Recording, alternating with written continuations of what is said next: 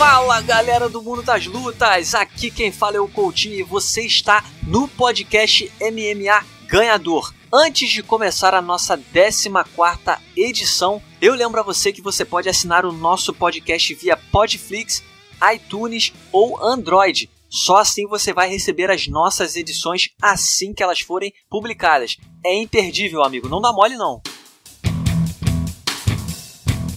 Galera do mundo das lutas, se você achou incrível o retorno de Jon Jones ao octógono, espere para acompanhar a volta de Guilherme Cruz ao podcast MMA Ganhador. O correspondente brasileiro do site MMA Fighting está conosco essa semana. Tudo bem, Guilherme? Porra, depois de uma introdução dessa aí, não tem como não estar bem, né, meu amigo? Ser comparado ao mito Jon Jones é demais pra mim. Mais do que merecido.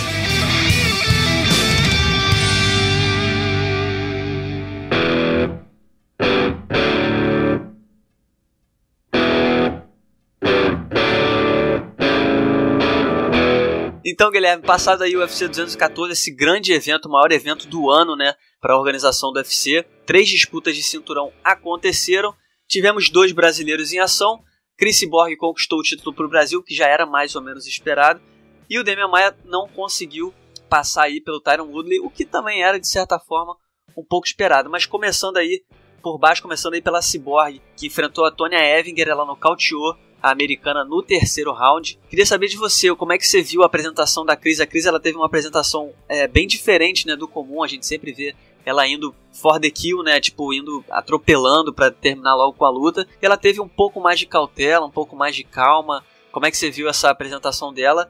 E a coroação dela, enfim, né, como campeã do UFC. De certa forma, foi até esperado essa postura dela mais segura, né, porque era a primeira luta dela, no peso dela de verdade, né, valendo um cinturão, então tinha muita coisa em risco, né, se ela tropeça diante da Tonya Evinger, acabou a carreira dela dentro do UFC, até porque o contrato dela está perto do fim, né, então ela tinha muito em jogo, ela tinha que conquistar esse cinturão para, entre aspas, validar toda a briga que ela teve pela divisão dela no UFC.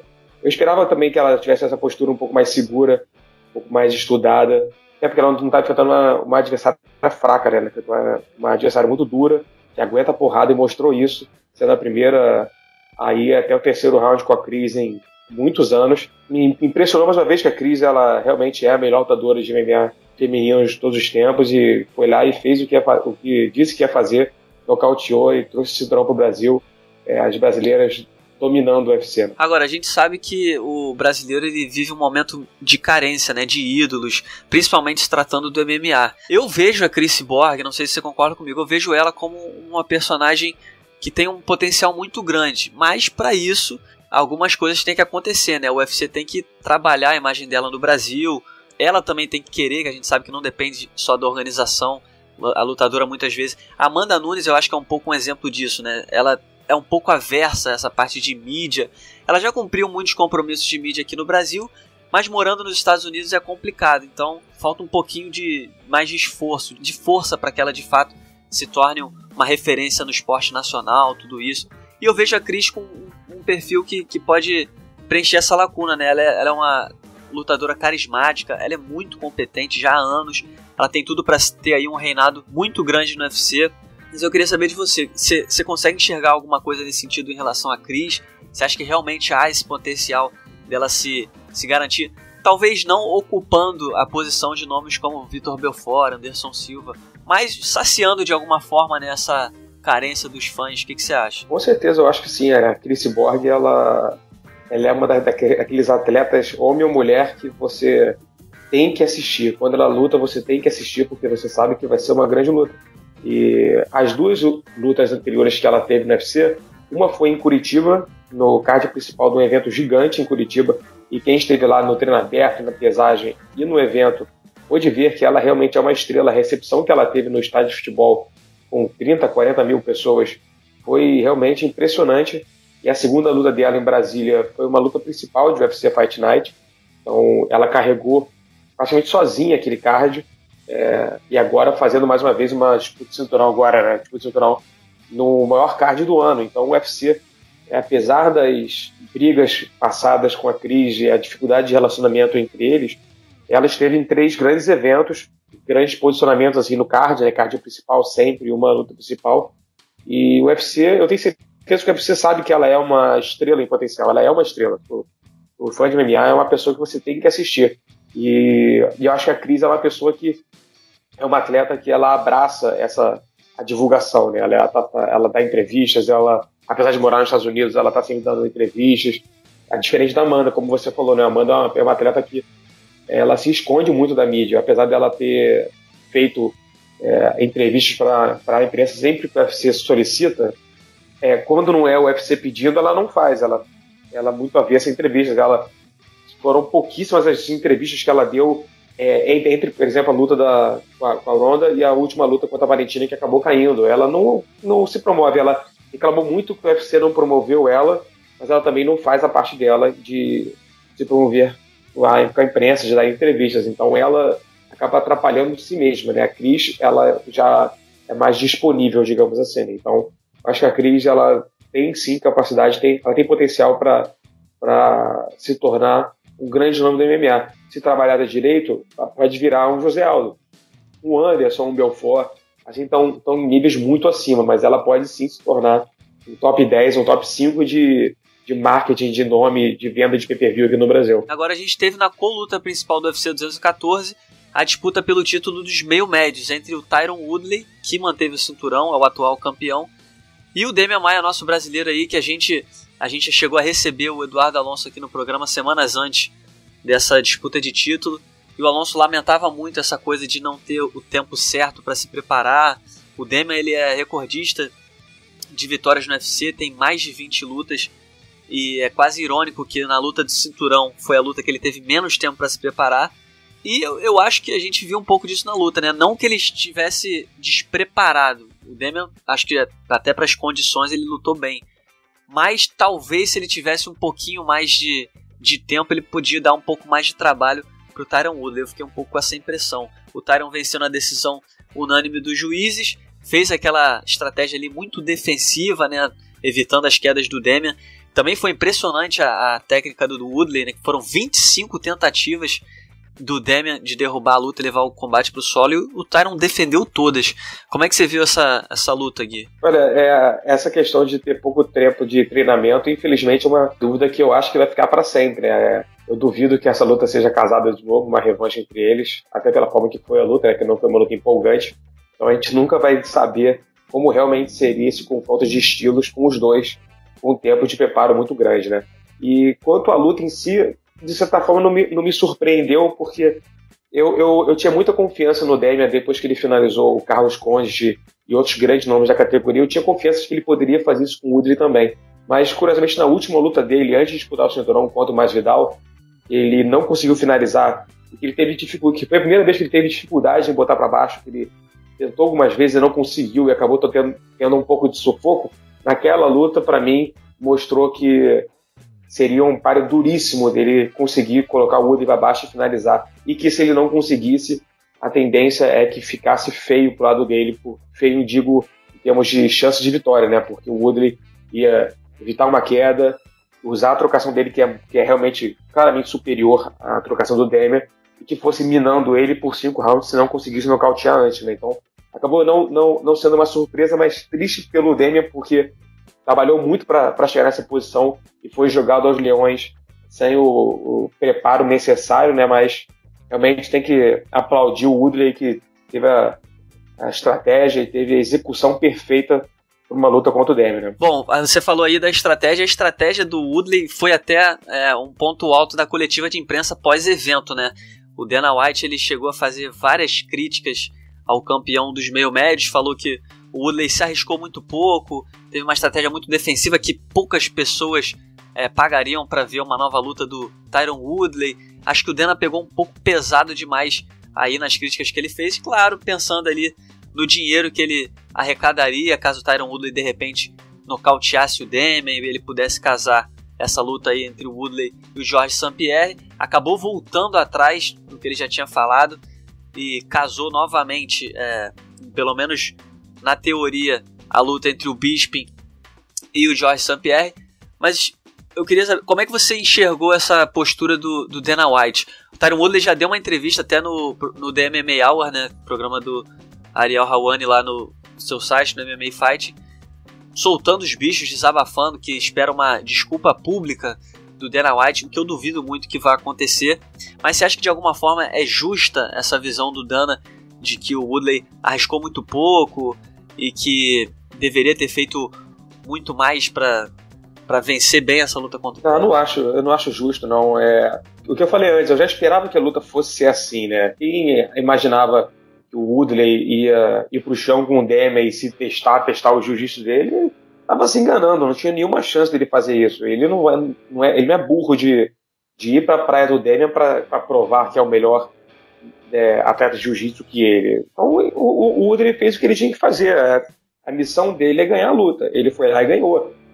Contra o Demian você não é capaz de fazer uma luta super empolgante, né? É difícil, você vê, até o próprio Anderson Silva fez uma luta ruim e foi criticado contra o próprio Demian. Então ele é um cara que ele força os adversários a fazer uma luta mais segura possível, não cometer nenhum erro, porque senão você vai pagar por ele. Então o Dana White ele tá jogando a história do Woodley contra o Saint-Pierre, as conversas que rolam nos bastidores, o próprio Ariel Helwani falou, apesar do Dana White insistir que já estava fora dos planos de Bisping contra o Saint-Pierre e que o vencedor seria o vencedor de Woodley e Demian Maia que enfrentaria o Saint-Pierre, ele diz que não, que já estava sendo negociado para o card de Nova York desde sempre a luta do Bisping com o Saint-Pierre. Então era mais um jogo de cena.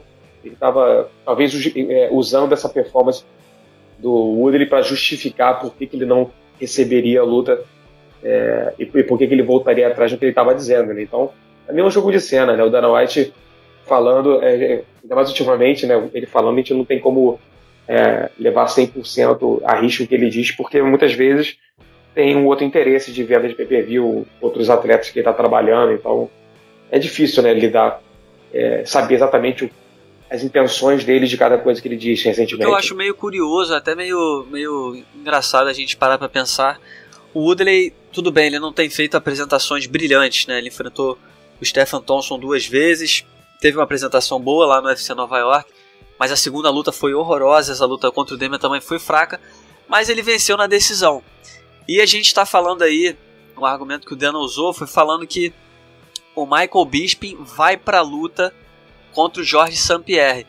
E é engraçado, porque o Georges St-Pierre durante anos foi o rei do UFC, o maior vendedor de pay-per-view, lutando da mesma forma, de forma segura, vencendo na decisão, é claro, guardadas as devidas proporções, porque o Georges St-Pierre é um astro mundial muito maior do que o Woodley. Mas às vezes eu acho um pouco engraçado também, porque talvez seja até o sinal dos novos tempos, né? Se fosse no passado, não seria tão feio assim o Woodley vencer dessa forma, mas como hoje em dia tem aquela coisa toda do lutador ser um showman, de dar show, e a gente sabe que o Woodley, se fizesse uma força, ele poderia nocautear o Demian rapidamente, mas é aquela coisa da inteligência de botar tudo a perder ou não. O Dana até usou uma frase dessa na coletiva, né? Se você não arrisca nada, nunca vai ter tudo, enfim, essas frases de efeito. Mas às vezes eu acho engraçado parar e pensar nisso, que antigamente o Georges St-Pierre sempre foi o astro que foi, sempre vencendo lutas na decisão. Como eu falei, guardadas as devidas proporções, mas enfim, você acha que faz algum sentido? Faz um sentido quando você é o promotor e você tem 2 pesos e 2 medidas para tudo, né? O Dana White ele vai sempre analisar, ele nunca vai analisar imparcialmente, ele é parcial, ele tem as suas preferências, ele tem os atletas que vendem mais, ele vai tratar de forma diferente e assim vai ser sempre. Exatamente o que você falou, o St-Pierre ele era sempre empolgante o tempo todo? Não, na maioria das vezes ele não era empolgante, ele era um gênio, ele lutava para vencer. Se ele enfrentasse um cara que é bom de chão como o Jake Shields, ele ia passar 25 minutos dando jab na cara dele para ganhar a luta. A mesma coisa com o Josh Koscheck, que é um wrestler. Passa 25 minutos dando jabs. Só faz isso. A luta é empolgante? Não é. Mas você não via o Dana White esculhambando ele na coletiva de imprensa, porque ele era, na época, o maior vendedor de pay-per-view. Então, e por isso que ele jamais criticaria o cara. O Tyron Woodley ele não é um cara que vende pay-per-view. Ele não é um cara que mova massas, que leve multidões para sua luta, mas ele é um cara que, na maioria das vezes, ele é empolgante. As últimas 2 lutas dele não foram boas, mas ele enfrentou um cara que é um gênio na luta de chão e enfrentou um cara que é um karateca que dá muito problema para ele, que poderia dar muito problema para ele. Então ele fez jogou com o livro de regras debaixo do braço e fez a luta mais metódica possível para poder se manter campeão, que é o que mais importa para ele. A opinião da Dana White, se Dana White gosta ou não da performance dele, no fim das contas, não muda o dia do Woodley, porque ele continuou com o cinturão, voltou para casa como campeão e vai continuar ganhando como campeão. Então, é saber lidar com as críticas do Dana White, sabendo que é parcial, que ele tem interesses por trás de tudo que ele comenta. Então, o Woodley, acho que no fundo o Woodley sabe disso, né? Vamos ver como vai ficar a relação dos dois depois dessas críticas públicas que o Woodley fez, exigindo retratação, que, convenhamos, não vai acontecer, não tem nenhuma chance de acontecer, mas aparentemente eles já estão bem de novo, né? Saiu na TMZ lá nos Estados Unidos o Dana White falando que já conversou com o Woodley e que eles estão bem. O Woodley também disse que tudo tranquilo entre eles. Eu acho que hoje à noite o Woodley vai divulgar um podcast dele comentando sobre a conversa que ele teve com o Dana White, então a gente vai ter uma atualização na relação entre eles, o que está acontecendo, né? Mas pelo visto já está tudo resolvido. Isso não é business, uma conversa dali, uma faga do outro lado, a gente vai resolvendo, um reclama, ganha um pouco mais de dinheiro, o outro reclama, e nisso os dois vão andando na mesma direção, que é fazer dinheiro juntos, né? Tá certo, Gui. Agora, pra gente finalizar o assunto dessa luta, o Damian, aos 39 anos, teve a não aguardada chance pelo cinturão. Não foi, é claro, o esperado, o merecido. As condições não foram as ideais, mas ainda assim ele teve a chance dele. Foi legal vê-lo disputando esse cinturão depois de tanto tempo. Mas aos 39 anos, depois dessa derrota, o que a gente pode esperar do futuro do Damian? Você acha que ele pode continuar sendo um top da categoria? Ou quem sabe ele pode até voltar para a categoria dos médios? O que eu acho que não seria uma grande ideia, né? O Damian, eu acho que a categoria dos meio médios ele se encontrou. Ele é um cara visivelmente muito mais forte do que a maioria dos rivais que ele encontra. Na categoria dos médios, eu acho que ele ia voltar a se complicar na organização. Mas como é que você vê o futuro do Damian? Eu acho que o futuro do Damian é se manter na categoria dos meio médios. Ele no peso médio ele passou a ter problemas, adversários maiores, né? Teve problema com o Chris Weidman, o Mark Munhoz muito pela força, né? A diferença de força até para o Mark Munhoz é limitado, mas pela força ele conseguiu ganhar do Damian. Ele já não estava conseguindo finalizar os adversários como faz no meio médio, né? Ele não é um cara que tem dificuldade de cortar para 77 quilos. Acho que o caminho dele é esse mesmo, é fazer lutas. Ele continua sendo um top 10 do UFC, continua sendo um top 5 do UFC. Tem grandes adversários para ele. Ele já enfileirou muita gente na categoria, mas tem caras ali que poderiam ser excelentes lutas para ele. Quem sabe um Donald Cerrone da vida. Então, ele não é um garoto, não faz sentido ele voltar para o peso médio. Ele não faz sentido ele ir para essa categoria. Então, continue no meio médio, faça mais lutas, ganhe o seu dinheiro. Conseguir chegar no cinturão de novo é uma tarefa muito difícil, mas vai enchendo o bolso até a hora da aposentadoria. Quem sabe se brotar mais uma chance no cinturão, ótimo, mas senão você termina de forma brilhante a sua carreira com mais grandes vitórias e botando dinheiro no bolso, que é muito importante, né?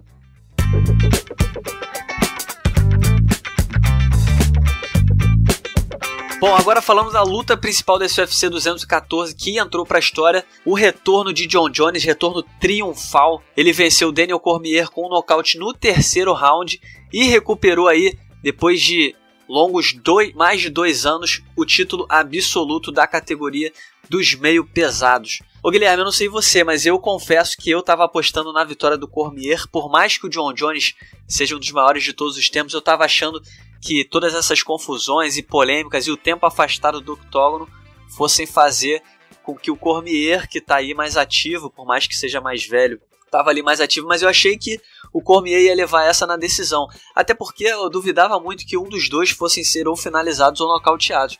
Mas estava enganado, ignorei aí a genialidade do Jon Jones, que tava, vamos dizer assim, a gente estava tanto tempo sem ver que talvez eu esqueci o quanto brilhante o Jon Jones e conquistou um nocaute espetacular. Eu até acho que na luta o Cormier estava um pouquinho melhor do que o Jon Jones, mas o Jon Jones tirou da cartola aí um chute alto e um nocaute entrou pra história, né? O que você achou desse retorno do Jon Jones? Eu apostei no Jon Jones por pontos. Eu achei que ele fosse vencer de novo o Cormier depois de 5 rounds. Eu via mais chance do Cormier ganhar essa luta do que a primeira luta, exatamente por esse tempo afastado, os problemas fora do octógono que o Jon Jones enfrentou nos últimos anos. E a última performance dele que não foi boa, né? Ele ganhou do Sampru, mas não empolgou, foi longe do gênio John Jones que a gente estava acostumado a assistir. E durante a luta o Cormier estava melhor do que eu imaginava. Ele ganhou pelo menos um dos 2 primeiros rounds. Assistindo a luta na hora eu pensei, o John Jones tá estranho. Eu acho que o John Jones não é mais o mesmo. Acho que essas dúvidas, né? Tipo, o John Jones agora na era da usada, como é que ele tá? O físico dele estava muito diferente com relação à luta contra o Sam Pruno. Contra o Sam Pruno ele estava muito forte. Ele fez uma preparação física diferente para aquela luta. Ganhou muita massa muscular, agora ele estava mais fino. Isso ajuda ele na genialidade de movimentação dele, que é o grande diferencial dele, né? Mas durante a luta eu fiquei um pouco receoso. O John Jones está diferente, não está mais como ele era antes. Ele estava de fato diferente, a movimentação dele estava um pouco diferente, ele estava deixando muito, que não é normal, né? O Cormier estava indo muito para cima, estava pressionando e o John Jones só ali se movimentando, se defendendo. Não é muito comum a gente ver isso, né? Pois é, o John Jones atacou muito o corpo, como ele disse antes da luta que ia fazer. Ele avisou e foi lá e fez.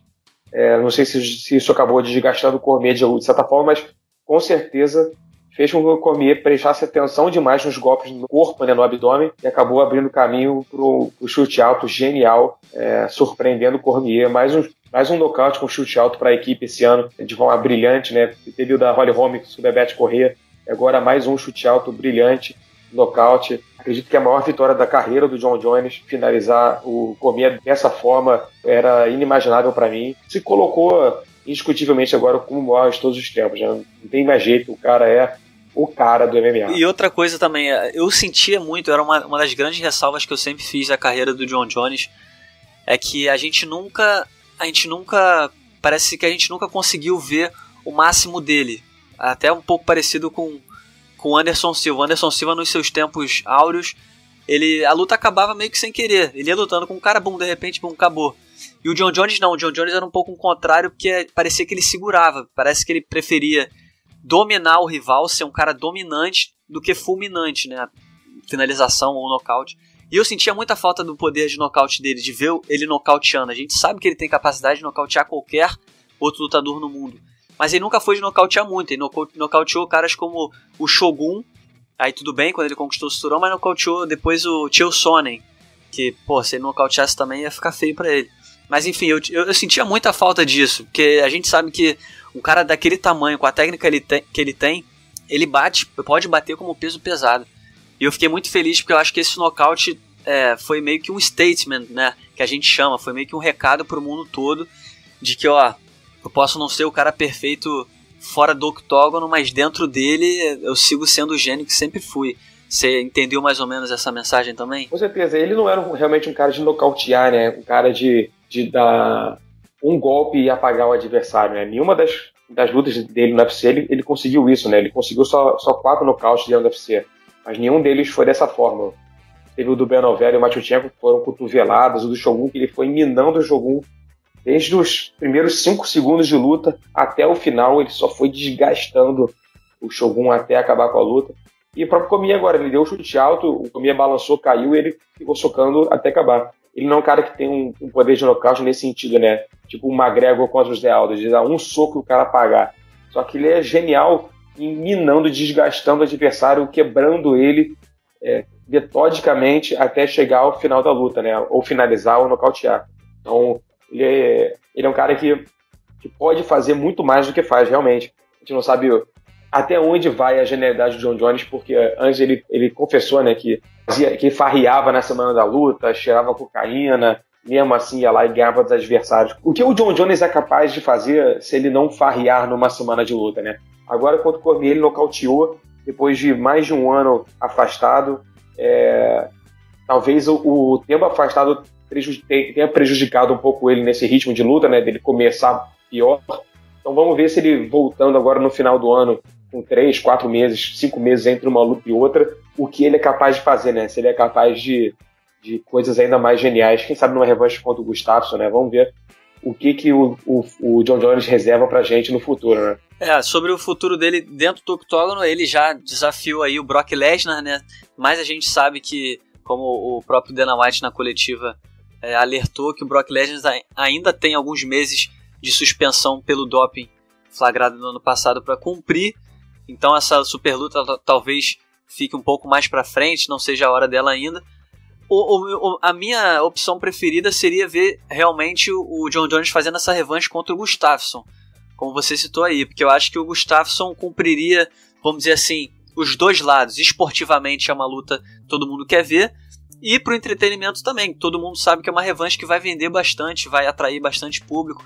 Foi a luta mais difícil da carreira do John Jones, muito tempo se passou, mas as últimas performances do Gustafsson deram aí um ânimo de que essa luta pode ser competitiva novamente. Você acha que realmente o John Jones ele vai bater o pé e talvez tentar algum tipo de super luta, né? Ele até revelou que desafiou o Brock Lesnar inspirado no Conor McGregor, em busca de cheques milionários. Você acha que ele vai bater o pé em busca de alguma super luta, quem sabe com Miocic, Velasquez? Ou você acha que em algum momento ele vai parar e aceitar que a melhor ideia é de fato enfrentar o Gustafsson? Se coubesse a decisão de escolha, né, de quem seria o adversário dele, eu colocaria ele contra o Gustafsson, porque é uma luta que a primeira luta deixou muitas questões, muitas pessoas acham que o Gustafsson ganhou, tem muitas dúvidas no ar, né? O John Jones foi a luta que ele falou que ele farriou, ficou cheirando cocaína e tudo mais. Então, ele mesmo diz que mesmo antes da luta, as pessoas nos bastidores falavam que o John Jones ele não tinha se preparado direito para aquela luta, acabou mantendo o cinturão, mas passou sufoco. Então, esportivamente, eu faria essa luta, mas é intrigante imaginar como seria o John Jones no peso pesado, né? O Brock Lesnar é realmente uma opção que não é viável no momento. O Brock Lesnar tem que anunciar que vai voltar a lutar para estar liberado, para estar disponível para fazer exames antidoping, então não é nada para esse ano, é impossível, só aconteceria no ano que vem. Então, se não fosse o Gustafsson no meio pesado, ou seria o Ozdemir, né, que está nocauteando todo mundo, mas eu não faria essa luta agora, deixa ele pegar um pouco mais de experiência, só tem 3 lutas no UFC. Ou seria o Anthony Johnson voltando de aposentadoria, né, que era uma luta que já teria acontecido já e não rolou por culpa do John Jones. E o Anthony Johnson se aposentou, mas quem sabe ele aceitaria voltar. Ele já falou que aceitaria voltar se fosse contra o John Jones. Então, apesar dele vir de derrota, ele é um cara que, pelo estilo de jogo, faria uma luta intrigante contra o John Jones, porque ele é um cara que tem poder de nocaute, tem mais poder de nocaute que qualquer outro adversário que o John Jones já enfrentou. Então, se o John Jones é capaz de tomar um soco do Anthony Johnson e aguentar, essa é uma questão que a gente não tem resposta ainda, e seria realmente uma luta incrível, eu imagino. Queria que você falasse também, Guilherme, o que você acha que pode acontecer no futuro aí do Daniel Cormier? O Cormier, aos 39 anos, há tempos, né, desde o ano passado. Na verdade, acho que desde a luta contra o Gustafsson, eu lembro dele falar isso, que a carreira dele não teria mais tanto uma longevidade grande. E agora, a forma que a gente viu ele saindo do octógono foi até de partir o coração, né? Cormier foi nocauteado pelo maior rival, que é o John Jones, chorou dentro do octógono, saiu desnorteado lá, meio que de uma situação até um pouco preocupante de se ver. Depois ele tranquilizou os fãs, postou nas redes sociais que em breve vai estar de volta, o que sinaliza aí que ele provavelmente vai voltar a lutar. Mas o que a gente pode esperar do futuro do Cormier? Você acha que ele continua na categoria dos meio pesados? Ou talvez faça super lutas na categoria dos pesados? O que você consegue visualizar assim para o futuro? Ele tá com 38 anos, né? Já não é mais um garoto, mas ele é o melhor meio pesado do mundo, que não se chama John Jones. Se não existisse John Jones, ele dominaria a categoria até se aposentar. E deixo claro que é o melhor lutador da divisão quando o John Jones saiu. Cara, depende dele. Se ele quer realmente continuar cortando o peso para 93 quilos e lutar, talvez demore um pouco até ele ter uma chance contra o John Jones de novo, né? Faça sentido uma terceira luta contra o John Jones. Então, se eu fosse ele, eu iria. Se eu tivesse que dar um conselho para ele, eu iria para um peso pesado, até para dar um descanso para o corpo dele, para esses cortes para 93 quilos que não são fáceis. E como peso pesado, ele já teve muito sucesso no passado no Strikeforce. Ele ganhou de grandes nomes da categoria, ganhou de caras duríssimos como Roy Nelson, Frank Mir. Não, isso já foi no UFC, né? Contra o Frank Mir, Roy Nelson. E no Strikeforce já tinha ganho do Josh Barnett, do Antônio Pezão, sendo campeão do GP dos pesados, né? Entrando como reserva no lugar do Overeem. Então ele é um cara que ele tem talento para lutar de pesado, ou de meio pesado. Cabe a ele decidir. Acho que pesa muito o fato do Cain Velasquez, amigo dele, companheiro de treino dele, estar na divisão, né? Para ele não querer subir, para ficar preso como um segurança ali, como guarda-costas do Cain Velasquez. Mas como o Cain Velasquez já não luta há bastante tempo, enfrentando problemas de lesão um atrás do outro, então pode ser que seja uma boa saída para ele não voltar em definitivo, né? Falar assim, olha, eu vou subir peso pesado aqui, mas só para dar um descanso no meu corpo, depois eu volto pro meio pesado. E vai fazendo essas lutas, descansa o seu corpo, e dependendo do que o Velasquez resolver pro futuro dele, aí você decide, ou volta pro meio pesado, ou fica de vez no peso pesado só fazendo lutas para ganhar dinheiro e não disputar o cinturão, aí só o futuro que vai dizer mesmo, mas no lugar dele eu iria realmente pro peso pesado para dar um descanso, porque o corte de peso não é fácil para ele, e ele pode ir bem no peso pesado. Assim, eu acredito que ele no peso pesado ele é top 5 fácil, é porque a divisão do UFC nos pesos pesados ela é muito rasa, então ele chegaria rápido nessa condição se ele quisesse.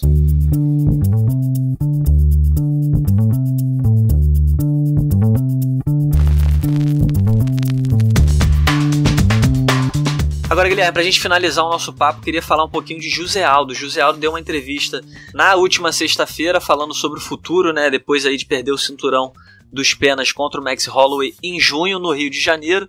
Ele tá projetando aí o retorno dele pro final do ano, talvez novembro ou dezembro. E já até sinalizou aí que o provável adversário pode ser aí o Cub Swanson, que ele já enfrentou no extinto WEC, um dos nocautes mais rápidos da história da MMA. Uma luta que... acho que eu nunca imaginei talvez ver acontecendo novamente exatamente pela forma que terminou da primeira vez. Mas o que me chamou a atenção, queria saber de você. Você estava lá, você conversou de perto com o Aldo, o que você pôde sentir, mas só por ter lido a declaração dele, eu tive uma impressão positiva de que ele está com o pé no chão depois do cinturão, depois de perder o cinturão. Ele não está com muita pressa para recuperar esse título, vai enfrentar um cara que é top na divisão, talvez até para ganhar confiança, pegar um pouco mais de atividade. Mas eu queria saber de você que pôde conversar melhor com ele, o que você sentiu do Aldo em relação ao futuro dele? É exatamente isso que você falou. Eu conversei com ele, ele disse que não está pensando em cinturão agora, que é como se o jogo tivesse zerado para ele, estivesse recomeçando, mas no fundo ele sabe que a situação não é essa. Ele falou que não está pensando em cinturão, mas na resposta seguinte eu perguntei sobre o Cub Swanson, ele disse que é uma luta, que é uma opção sim, e que poderia já definir o próximo desafiante ao cinturão. Então ele não está pensando em cinturão, eu acho que ele está se forçando a não pensar em cinturão, mas consciente de que vencendo um top, talvez faça sentido que ele dispute o cinturão, especialmente se o Frank Edgar ganhar do Max Holloway. Aí, sem dúvida nenhuma, poderia colocar ele para disputar o cinturão, porque ele já venceu o Frank Edgar 2 vezes. Então eu achei ele bem centrado, assim, diferente da postura dele quando perdeu pro Conor McGregor. Agora a postura dele depois de perder pro Max Holloway está bastante diferente. Ele é um cara que ele aceitou a derrota. Eu até perguntei isso para ele, por que essa postura é diferente depois de uma derrota comparada à outra, né? Que contra o Conor ele ficou naquele discurso de que falou de um soco de sorte e tudo mais, e dessa vez não. A resposta dele foi basicamente porque dessa vez ele acha que teve luta, né? Porque ele realmente enfrentou o Max Holloway e é um cara que vai ficar na categoria em vez do McGregor, que ganhou e já saiu, né? Então, por isso que ele tem essa postura diferente em relação a uma derrota para outra. E eu achei legal também ele querer voltar a competir no jiu-jitsu, né? Depois de mais de 10 anos ele entrou no campeonato de jiu-jitsu, se testou, foi lá sem vergonha nenhuma, enfrentou os velhinhos do Master, que nem ele, né? Não muito velhinhos, né? Mas com mais de 30 anos, né? Foi lá, se testou, se divertiu e estava alegre, estava solto. Segundos antes das lutas, estava parado do lado do tatame, vinha fã querendo tirar foto com ele tirava foto com os fãs, fazia selfie e entrava no tatame e se divertia. Foi bom ver o Zé Aldo assim, depois de muito tempo focado só em luta, e depois de muito tempo tendo que lidar com o McGregor, um cara que ele não gostava. Ele com um espírito mais leve foi bom, foi um bom indicativo pro futuro dele no UFC. É legal, que seja de fato uma volta às raízes, né? Alguma coisa nesse sentido, para que ele se reencontre, porque o José Aldo é jovem, então a gente sabe que ele ainda tem um potencial muito grande no mundo das lutas. Você acha que existe alguma chance do José Aldo ser o líder desse UFC São Paulo? A gente sabe que tem um evento aí marcado para o dia 26 de outubro, no ginásio do Ibirapuera, um evento do UFC. E o evento está chegando, a gente sabe que não tem nada oficialmente anunciado, nenhum personagem, nenhum nome. A gente que corre atrás, a gente sabe que tem algumas coisas sendo conversadas. Eu já ouvi nome de Lyoto Machida, talvez até a Cyborg pudesse ser um nome para esse evento, mas enfim, queria saber o que você acha que a gente pode esperar para esse evento. Você acha que o José Aldo talvez fosse um nome interessante para encabeçar esse evento? Olha, eu acho que os fãs de MMA seria uma excelente escolha ter um José Aldo no UFC no Brasil, né? Mas eu não colocaria as minhas fichas porque o José Aldo, ele, apesar de ser uma estrela, né, seria excelente para o UFC ter ele como uma luta principal. Primeiro tempo, né? Faltam menos de 3 meses para o card. O José Aldo não é um cara que está acostumado a pegar lutas em cima da hora, não é muito feitio dele. E outra coisa é porque o José Aldo, ele é um lutador caro, a bolsa dele é muito alta, é um ex-campeão, então colocar ele num Fight Night em São Paulo provavelmente não se pagaria, né? Seria no fim das contas um prejuízo para o UFC colocar o José Aldo em um card como esse. Faz mais sentido colocar ele em eventos maiores nos Estados Unidos, em um pay-per-view, obviamente não sendo a luta principal, né? Eu não acreditaria que o José Aldo entraria nesse card, não, mas nomes como Lyoto, Vitor Belfort, caras assim, eu acredito que sim, podem pintar no evento de São Paulo.